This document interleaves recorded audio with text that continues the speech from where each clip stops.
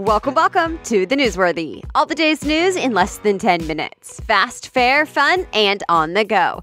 Today, the politics you missed over the holiday, a winter storm shuts down travel, and a major report on climate change. Plus, Elon Musk on Mars, pay taxes with Bitcoin, and Cyber Monday.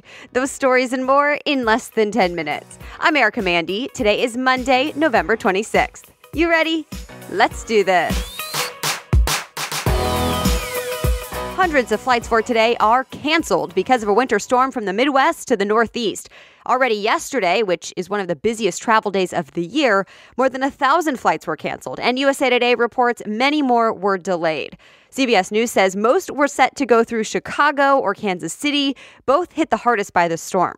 The governor of Kansas even declared a state of emergency ahead of whiteout conditions there, and the University of Kansas has already canceled classes today. Other areas were under winter storm warnings, and some highways have even been shut down. Today, the storm is expected to impact areas like parts of Indiana and Michigan. And tomorrow, the Weather Channel says snow will continue in parts of the Northeast. A new major U.S. government report has a serious warning about climate change, saying we're already seeing the effects from record wildfires to more flooding. And it'll only get worse. The New York Times reports examples like fire season in the Southeast and crop failures across the Midwest. The report says the U.S. should expect economic losses of hundreds of billions of dollars per year by the end of the century, or in other words, about 10% off the U.S. economy by 2100. And the report says much more needs to be done to deal with it. Hundreds of researchers from 13 federal agencies were involved in this report. It's required by law every 4 years. The Wall Street Journal points out even though federal agencies are behind this report, it's actually at odds with what President Trump has said about climate change. And while the Trump administration did not impact the results of this report, some critics think releasing the report on Friday after Thanksgiving was an attempt to bury it. U.S. border agents used tear gas yesterday on hundreds of Central American migrants protesting near the border with Mexico. Some migrants tried to get through the border fence, and that prompted the tear gas. Federal officials say anyone who tries crossing like that will be deported immediately. But CBS News reports the tear gas also reached children and others hundreds of feet away who were not trying to cross. Border Patrol shut down the crossing at San Diego for a while, but it is now back open. Remember, about 5,000 Central American migrants are now camping out in Tijuana. Many are hoping to claim asylum in the U.S., but there is a long waiting list. And last week, Tijuana's mayor declared a humanitarian crisis because of all the people there now. There was plenty of other news the last few days surrounding the White House, so here's a quick recap of a few. First of all, on Thanksgiving Day, President Trump said he gives thanks for family and basically for himself. He said he's thankful for, quote, having made a tremendous difference in this country. But President Trump also spoke with service members and thanked them for their courage. Then just yesterday, President Trump tweeted credit to himself for falling oil prices, saying, quote, thank you, President T. Also, there was a sort of rift between President Trump and the U.S. Supreme Court Chief Justice John Roberts, which is really rare for the Chief Justice on the nation's highest court to speak out and have a public disagreement with a sitting president. But here's what happened. After President Trump called a recent federal court ruling not fair and said the judge was a, quote, Obama judge, Chief Justice John Roberts made it clear he's not a fan of that remark. He said there are no Obama, Trump, Bush, or Clinton judges, that they're all dedicated and independent judges. President Trump later named Roberts in a tweet and basically said, not true. And finally, President Trump says the CIA never fully made a conclusion about whether the Saudi crown prince ordered the killing of journalist Jamal Khashoggi. Trump said instead the CIA has feelings about it.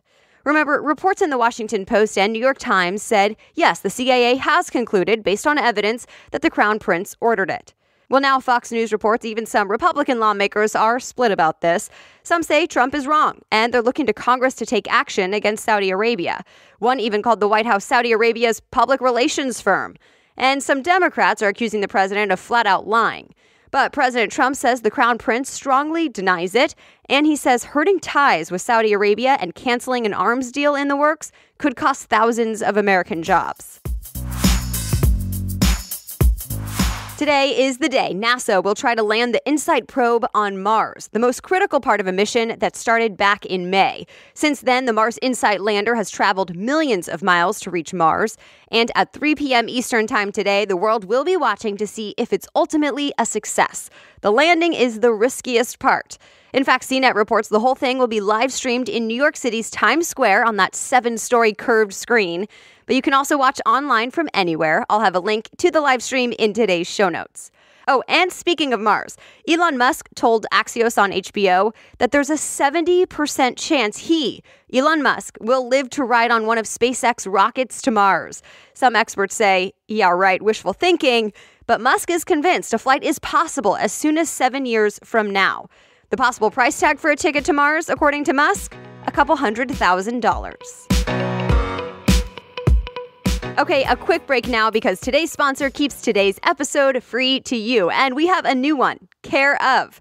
If you're like me and you struggle to remember to take those daily vitamins every day, or maybe you aren't sure which vitamins you should be taking, then pay attention because Care of is for you. It's a monthly subscription vitamin service that delivers completely personalized vitamin and supplement packs right to your door. And they come in these adorable, easy-to-remember daily packs, perfect for the person on the go. I like to keep them right on my bathroom counter, and it's really convenient. No need to open 4 different bottles. So how does it know what vitamins are right for you? All you have to do is take a 5-minute fun online quiz that asks about your diet, health goals, and lifestyle, and then you choose from the vitamins they recommend. And you can get a deal on your first month as well. You can get 25% off that first month of personalized Care of vitamins. Just go to takecareof.com and enter the promo code Newsworthy. That's takecareof.com with the code Newsworthy. Now back to the news. The state of Ohio appears to be the first U.S. state to accept Bitcoin for business tax payments. Yes, Bitcoin, the cryptocurrency. The Wall Street Journal reports starting this week, Ohio businesses can go to a website to register to pay everything from cigarette sales taxes to employee withholding taxes with Bitcoin. And the plan is to have it extend to individuals as well in the future. The state treasurer says he sees Bitcoin as a legitimate form of currency, and he hopes to have Ohio stand out with this new rule and get other states to follow suit. We'll see.